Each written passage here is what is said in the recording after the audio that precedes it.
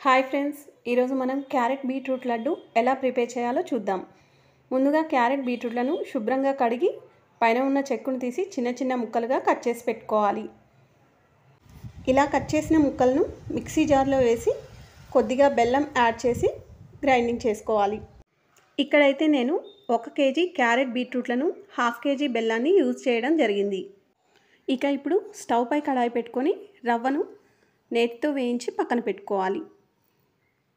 ఆ తర్వాత మనం గ్రైండింగ్ చేసి పెట్టుకున్న మిశ్రమాన్ని కడాయిలో వేసి 2-3 టేబుల్ స్పూన్ల నెయ్యిని వేసి వేగనివ్వాలి. గ్రైండింగ్ చేసేటప్పుడు కొద్దిగా బెల్లం యూజ్ చేసాం కదా, మిగిలిన బెల్లాన్ని ఇప్పుడు వేసుకోవాలి.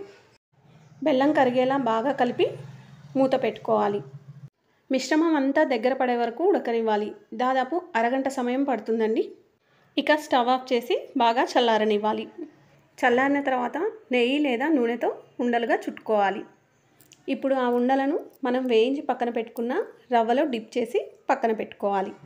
ఇలా చేయడం వల్ల చూడ్డానికి కూడా వెరైటీగా కనిపించి ఇష్టంగా తింటారు. Thanks for watching my video.